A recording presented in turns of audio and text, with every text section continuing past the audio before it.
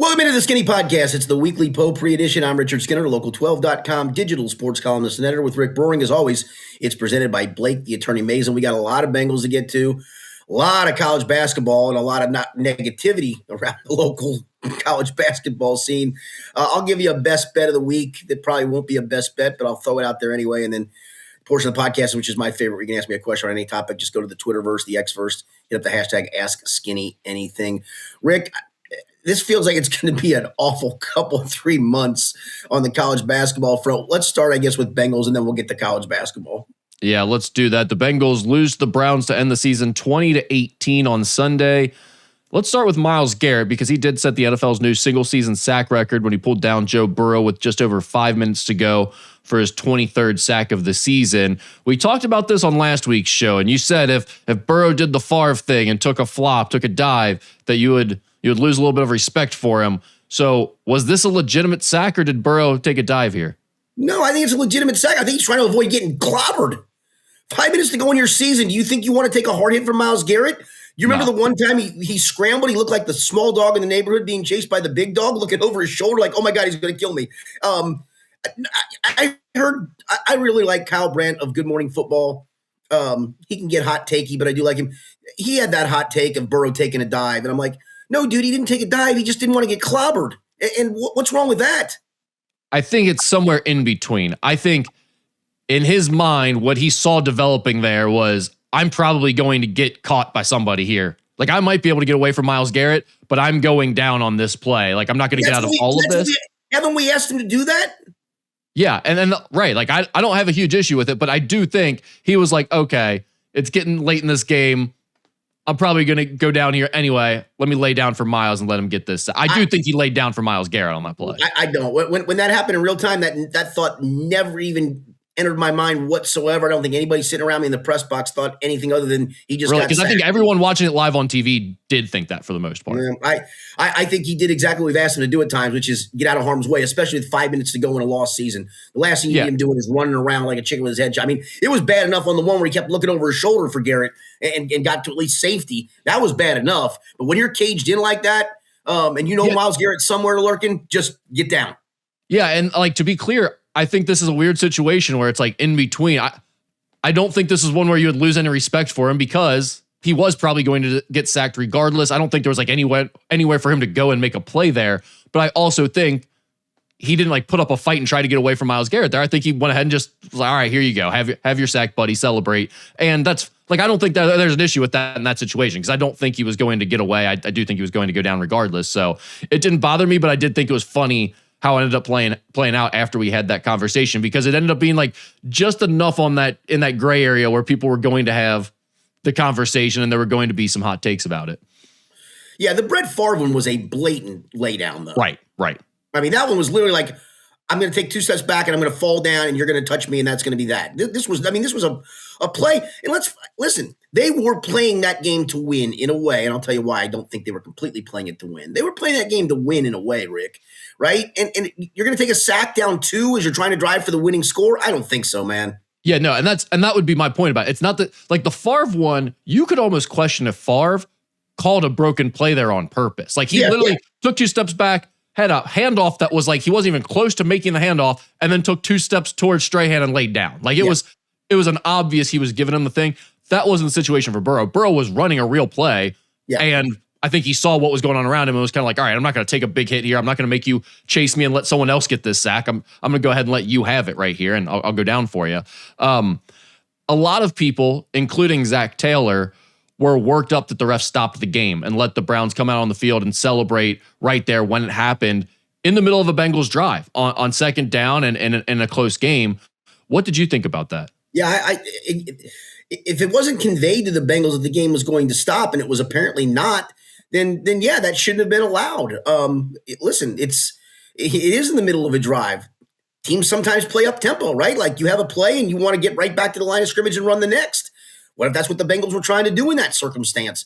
It's one thing after that drive is over to perhaps at that point recognize it in the game, like when you've changed possession or the Bengals would have scored, whatever. At that point, then you can recognize it because play has been stopped. It's a change of possession. Recognize on the scoreboard. Let his teammates, come out and celebrate with him and all that stuff. But yeah, I thought that was absolutely asinine.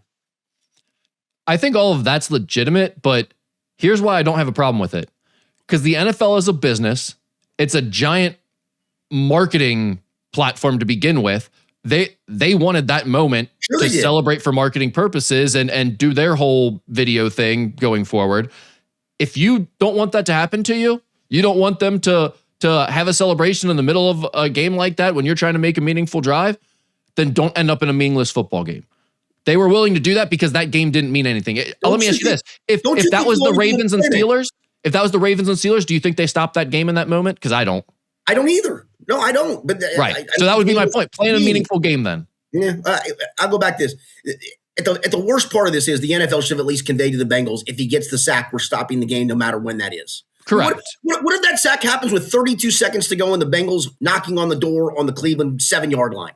I mean, are you going to stop the game? Zach Taylor should be thanking his lucky stars they gave him more time to figure something out, because oftentimes he would get a delay of game or something in that situation. Yeah. That's what I would tell him. I don't know. It felt it's just weak sauce in my opinion. Just celebrate on the scoreboard, celebrate in between series, and be done. It's an individual record in a team sport. I'm not a big team guy on that either.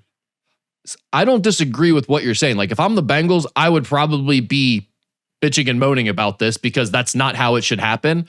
But from an outside perspective, I would be like, yeah, I mean, if I'm the NFL, who cares about two teams playing a meaningless game in the last game of the season as compared to someone setting the single season sack record? I'm going to choose that over the game from a business perspective. Then let the Bengals in on it.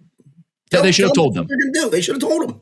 Yeah, they should have told them. But I don't have any trouble. I don't have any issue with them making that decision ultimately to interrupt the Bengals drive and let the Browns celebrate. Yeah, well, I don't know. I'm just there's a different way to do it, in my opinion. Yeah, they should have told him. I don't disagree with that. Jamar Chase's comments after the game, I thought this was maybe the most interesting part of the week. When asked afterward if he still had utmost confidence in Taylor and his coaching staff, Chase kind of paused for a second, and then he said, "I'm very confident in myself. I'm confident in the plays that are called for me to get open," and left it at that. What was that just post-game frustration after a loss, or do you think this has been building for Jamar? I think this has been building for Jamar, and I think this was his way of saying he's disappointed in everybody involved. And I don't. There's part of me that doesn't blame him for that. But it was interesting because there's also been the stories of Joe and Jamar going to management to convey their confidence in Zach Taylor. Maybe patience has waned. Maybe he didn't like. And I'll go back to what I talked about before, where they were playing to win, but at the same time, I didn't think they were. I mean, that game plan was very get it out of Joe Burrow's hands fast centric, and I understand that fully. And maybe that's what Jamar's mad about. Like, man, you didn't give me no deep shots down the field. I'm playing against a bunch of bum corners today because they're banged up. And I wonder if that was the frustration part of that for him, that he didn't get targets down the field because the Bengals didn't want Joe to hang on to the football for a long time and potentially get exposed to getting hit a bunch. And I fully understand that, but then it goes back to, if you're going to play him and you're going to play it to win, then play it to win or don't play him at all. What's the point? That's where I've been at the whole time. Like, once these games became meaningless, I think I would just get Joe Burrow the hell out of there for preservation's sake. Make sure he's good to go next year. And so you don't have decisions like this where you're caught in between of like, well, we're acting like we want to win. We can't tell all these other guys we don't want to win a game, but we want to keep Joe safe, so we're going to change the game plan because of that. I don't think that's the way to handle it. I don't think that's the way to coach, because it puts you in those types of situations. And I think that's the frustration of Jamar Chase that's understandable. We didn't do the things that we needed to do to try to win this game. And I thought it was fairly damning. I think it's certainly fixable. But I thought it was a little bit damning for sure. I find it hard to believe Jamar Chase cares that much about that one game, though. To me, this feels like if he's going to say these things, it's much bigger than just losing the Browns. No, it's been building. I mean, listen, as much as Joe Burrow is a competitor, Jamar Chase that dude literally hates to lose. I am totally surprised that he hasn't gone off the rails at some point. In fact, I remember, was it the Denver game? It was one of those ugly losses early in the season where we all flocked to Jamar, and it became actually a ritual where Jamar decided, okay, I'm gonna talk every week at my locker. He did get to the podium once when he had that big game against Pittsburgh. Most of it was at his locker so we all flocked to him that night waiting for the explosion. And actually, he was fairly calm and spoke very, very professionally, and I thought held himself very well and proved why he was a captain and tried to show some leadership. And I think he really tried that after every game. But I think as the losing mounted, and then you lose to these guys, in the way you lost it, where again it didn't feel like you unloaded all your bullets in the chamber in that game. I think that's where the frustration finally settled in for him. He didn't go completely off the rails, but when he was asked about the utmost confidence and didn't provide that, I think that was pretty damning. Yeah, I mean, it's a choice not to say something correct. There. Yep, that's correct. Yep. And I mean, he clearly took a second to think about what he wanted to do, and then was like, "Yep, I'm going to go ahead and do this." So it's interesting, if nothing else. No, I agree with you. That was followed up on Monday by Mike Brown issuing a statement of support for Duke Tobin and Zach Taylor, acknowledging that they'll be back for next season. Quote, "After thoughtful consideration, I am confident that Duke Tobin and Zach Taylor are the right leaders to guide us forward. They have proven they can build and lead teams that compete for championships. We trust their plans and expect to return to our desired level of success." Skinny, the media did a great job the last few weeks of preparing fans for this. I know Paul Dana wrote his thing. Everyone kind of wrote something about it, and we talked about this on the show. So it's not a surprise that there's not going to be any major changes. But what were your thoughts on maybe the release and Mike Brown stating this right at the end of the season as much as anything? Well, I think the release was probably smart on their part just to show the support. I also do think it put both those guys, because they were both named in that release, I think it's put them on watch that you got one more chance to get this right, fellas, and if you don't, you're on notice. I took that away from this as well. But I wrote this in a column on Monday. I mean, it was unsurprising, but it's also uninspiring. I mean, why are they the right leaders? And I point the finger more at Duke, as you know, than I do Zach. But why do you believe they're the right leaders? I know Mike in the statement, I don't know if you have the full statement in front of you, Rick, or not, but I know Mike also in the statement said, we've had 4 straight winning seasons and blah, blah. This isn't about winning seasons, man. This is about making the playoffs and making a deep run in the Joe Burrow era. And listen, I get it. Joe Burrow was hurt this year. He was hurt at the end of 2023. But in 2024, you got MVP caliber Joe Burrow, and you still didn't make the playoffs because the roster was not constructed very well on the defensive side. And then you ran the damn thing back because you thought, no, we're close. We'll make a little tweak here and a little tweak there. But pretty much, we lost a lot of one-score games. That's not going to happen to us again. Well, then Joe Burrow got hurt. And here's the other part to this, too. You went this season with the offensive line getting better and better and being fairly healthy for most of the season. Do we think that's going to happen again?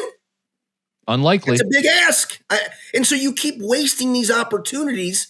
And why should I have trust in Duke Tobin to get this right? You had a roster in 2022 that had gone to a Super Bowl and an AFC Championship game. And you've had 3 off seasons to refill that roster, rebuild that roster in some situations, restock that roster. And what have you failed to do? Do that exact thing. And that's why you're in the pickle you're in at the moment. Yeah, I'm with you on the Duke Tobin thing. It doesn't feel like there's much of a defense for wanting to keep him around. And also, I'm so interested in what he has to say to us on Friday. I really am. With the situation that the Bengals are in right now, because we have talked about this, and I do believe it, that they do have a path to being a contender next year. And they aren't that far away. They do just need to fix some things on defense. And you could look at them as one of the best teams in the NFL potentially. So I see legitimacy to the idea of keeping Zach Taylor around, keeping the coaching staff pretty much in place for the most part. The one guy that it seems like it would make a lot of sense to move on from and try to revamp your player personnel, your way of building a roster, is Duke Tobin. What is your thoughts on the rest of it? Aside from Duke Tobin, I mean, are you kind of in the camp that agrees that like Zach Taylor probably needs to stick around, even if you kind of have to just grit and swallow it and not be happy about it as a fan? Yeah, because I think it's been more roster construction. I know Zach makes people crazy at times, but this is more roster construction than coaching, in my opinion. There has been some instances of players not developing, but you've also taken stabs in the dark at players that you're hoping can develop. I mean, this isn't a developmental league, man. You need some development. You need to be coached up somewhat, but you also need to be something of a proven commodity coming into this league that you can probably get it done at this level, as opposed to taking the Jamar Stewarts of the world and thinking that you're the smartest people in the room. Mike, I think also in the release said, we're going to look at everything we do in this organization. Does that mean you're going to add more scouts? Does that mean you're going to that your scouts are going to look at more production over traits? Are you going to change the way you do some of those things? I'm super interested to find that out when we talk to Duke on Friday, because if it's the status quo of, we think we know what we're doing, we've built roster. Okay, you know what? John Harbaugh just got fired despite being one of the most successful head coaches in the NFL. Sometimes it's just time. It's time for someone else to take a swing at it. Duke, you've had 3 off seasons since that run to get this roster right. And don't give me 2 winning seasons, Mike Brown. I don't care about them. Neither do the fans. You know what they care about? Making the playoffs and going deep with Joe Burrow as the quarterback. And I know the injuries have happened. I get some of that. But primarily, go back honestly to 2 games this year where the offense put up 39 and 42 points and lost. I don't know if Joe Burrow is going to do any better in those 2 games. Maybe you think he could have made a difference. I don't think so. I think the offense did more than enough in those 2 games. Turn those 2 games around, you're 8-8 going into the Cleveland game. You're playing completely differently, and you win that game handily, in my opinion. And then guess what you would have done? You would have won the division. Yeah. The Zach Taylor thing is interesting to me. I don't want to gloss over that and be like, oh, yeah, it's a no-doubter. You just are fine with keeping Zach Taylor, because I understand the frustration. And I also think we've seen in the NFL, like, look at the Patriots. You can turn it around quickly and get the right coach in there, and all of a sudden you can be a contender because of that. So I'm not saying that the Bengals couldn't find a better coach than Zach Taylor that wouldn't make a big difference. But I think ultimately I would be much more bothered by the idea of them bringing in a new coach next year in another prime year of Joe Burrow and Jamar Chase and T. Higgins all being together, and then us being midway through the season when they're 3-5, let's say, or 4-4, and people going, well, it's a new coach. You got to give him a chance to implement his system and get things on track. You can't judge a new coach in his first season. That would drive me absolutely nuts next season to hear. I don't want that to happen. So I agree. I'm kind of in the mode of you gotta be okay with keeping Zach Taylor and his coaching staff. You gotta be okay with Al Golden for another year. But the Duke Tobin thing is hard to get around, I think, if you're a fan. It's hard to be okay with that. No question. And again, he can throw back in our face of, I was a part of building playoff teams under Marvin Lewis, and I was a part of building a Super Bowl roster and an AFC champion. Okay, that's fine. You were. But it's a what have you done for me lately league. And sometimes maybe it's too knee-jerk. Like Harbaugh probably isn't knee-jerk, even though he's had great success. Something had to change in Baltimore. It was either Lamar had to go or Harbaugh had to go, and they decided Harbaugh had to go. And I get it. But you can see how quickly they pulled the plug on a potential – you can argue with me on this, on a potential Hall of Fame coach. You pulled the plug on a potential Hall of Fame coach. We don't have a Hall of Fame GM or player personnel guy or a Hall of Fame coach right now in Cincinnati. And you keep running this back. Okay, man.